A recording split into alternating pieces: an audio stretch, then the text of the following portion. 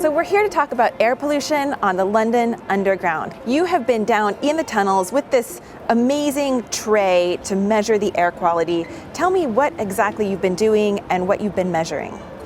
That's right. I've spent the last 2 weeks going to more than 100 stations in Zone 1 of central London with these two monitors. These are two different types of air pollution sensors. So we focused on PM 2.5, which is about a 30th of the width of a human hair. And PM 2.5 is so small that it can pass through your lungs into your bloodstream, and it's linked to all types of inflammation, heart disease, stroke, lung cancer. Let's go down and see what the readings are like underground. So did you notice a personal difference in your own health doing this project? I definitely felt very dehydrated after spending a long time underground. So we're just going down the escalator and the reading is really jumping.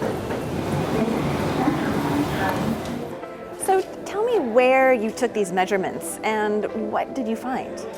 So I went to every station within this yellow circle line in Zone 1. What I found was that this red line, the central line, was the worst. The light blue one, the Victoria, was also pretty bad. And these black bits, which are the northern line, were also very polluted. And all three of those are the kind of very deep, old tube systems.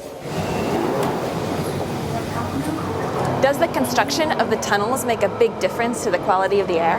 The tunnels that are very old and very deep weren't built with very many ventilation shafts, and that makes it hard for fresh air to get down into the system. The tunnels that were actually the first that were built for steam trains. They were the first trains from the underground. And so they actually did have quite a lot of ventilation because the smoke from the train had to escape. And there's two types of tunnels in the underground system, correct? So there's the deep tube, and those are the lines like the Northern Line, the Victoria Line, that are up to 50 meters underground. Then there are also the cut and cover lines, and they're much, much shallower. And parts of those are overground. It's things like Metropolitan, Circle, Hammersmith and City. And what's the reading right now? Right now it's fluctuating around about 80.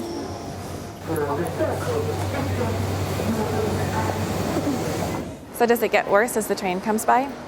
Yeah, it tends to get worse because all the dust and dirt from the tunnel gets brought into the station.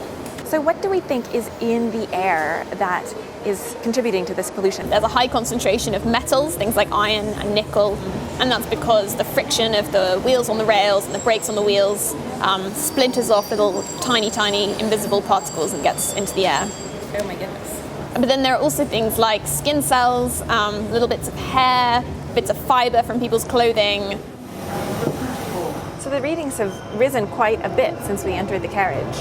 Yeah, I don't know if that's because we're near an open window and we're going through the tunnel and all the dust is getting churned up and coming into the carriage.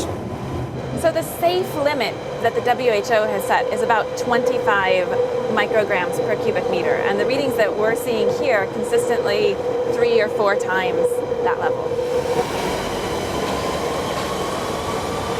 So what did TfL say when you told them about your findings? TfL say that they think the air underground is safe.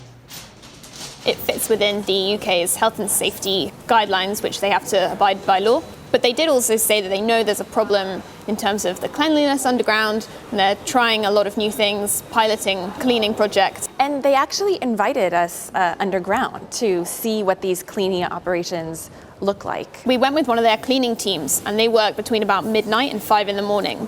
And it's teams of about 10 people. They have hoovers, scrapers, brushes, and they literally walk along the tracks when the electricity is turned off, cleaning up the dust, scrubbing away, trying to get rid of all of the dirt and the matter that's around and that gets into the air. And does cleaning the tunnels have a big impact on the air quality?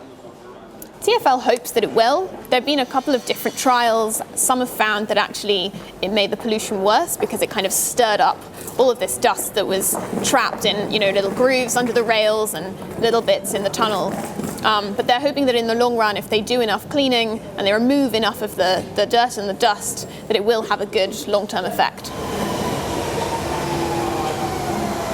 So what we found is that the air on the underground really is very polluted. There's a lot of particulate matter down here. What is less clear though is what the impact of that is on people's health. The particulate matter found underground is very different from what you find in the street. There's a lot more iron, there's a lot more metallic stuff in it. And there hasn't been so much research done about what the health implications of breathing in that matter are.